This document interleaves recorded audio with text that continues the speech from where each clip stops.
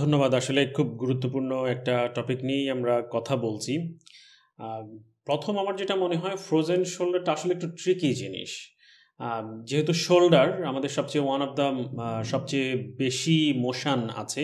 এর কমপ্লেক্স হ্যাঁ, এরকম জয়েন্ট। একটা কমপ্লেক্স জয়েন্ট এবং আমাদের সবারই এটা ব্যবহার করতে হয়। কিন্তু বেশিরভাগ সময় আমরা হয়তো টের পাই যখন একটু দেরি হয়ে গেছে, ব্যথা করছে তখন। শুরু থেকে ওটার ভ্যালুটা আমরা হয়তো অতটা বুঝি না। সো যেটা বলছিলাম যে ফ্রোজেন শোল্ডার একটু একটা ট্রিকি জিনিস। যেহেতু আমাদের বোঝার কিছু দুর্বলতা আছে। এক হচ্ছে ফ্রোজেন শোল্ডারটা বোঝার দুর্বলতা আছে, আরেকটা হচ্ছে ফ্রোজেন শোল্ডারটা কিভাবে ট্রিট করব, সেটার জন্য যে দক্ষতা প্রয়োজন, সেটার জন্য যে ট্রেনিং প্রয়োজন থিওরিটিক্যাল এবং প্র্যাকটিক্যাল, সেটার মধ্যে আমার মনে হয় কিছু দুর্বলতা আছে বলেই এই ফ্রোজেন শোল্ডার নিয়ে আমরা একটু স্ট্রাগল করছি। এবং আমি বলব যে বাংলাদেশে আসার পরে এত ধরনের এত বয়সী মানুষের ফ্রোজেন শোল্ডার যে বাংলাদেশে আছে, এটাই আমাকে সারপ্রাইজ করেছে। অনেক কম বয়সী মানুষ হ্যাঁ, ফ্রোজেন হ্যাঁ। শোল্ডার নিয়ে আমাদের কাছে ৩৫ এসেছে। বছর বয়সী যেরকম আছে, আবার 65, 70 এবং আমি একজন মানে 87 ইয়ার ওল্ড ফ্রোজেন শোল্ডারও দেখেছি। একজন বয়সের ক্ষেত্রে আমরা হয়তো এক্সপেক্ট করি ঠিক আছে ওভার টাইম এটা গ্রো হয়েছে। ইয়াংদের ক্ষেত্রে কিছুটা মোর সারপ্রাইজিং।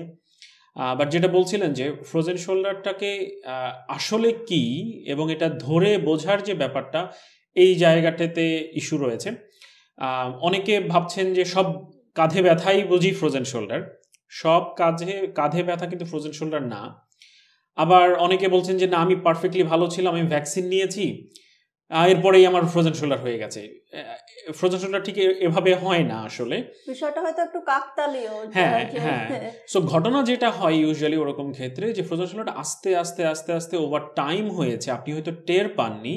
কিন্তু ভ্যাকসিন দেবার পর হয়তো ওই জায়গাটাতে সোর হয়েছে এবং তখন আপনি যখন সোরের জন্য ওই জায়গার প্রতি নজর দিয়েছেন তখন টের পাচ্ছেন ও আচ্ছা আমি তো শোল্ডার নাড়াতে পারছি না।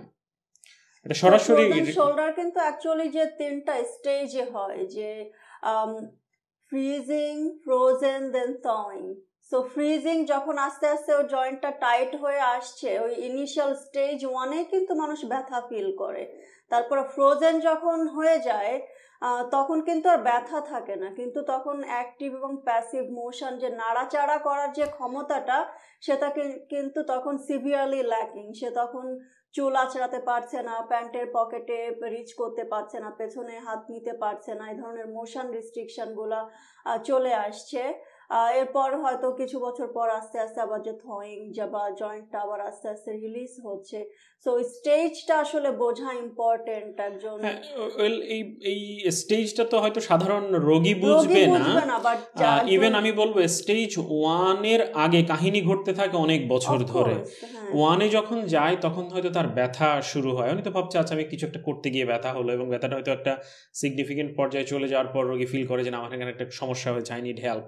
তখন হয়তো তারা সিক হেল্প করে।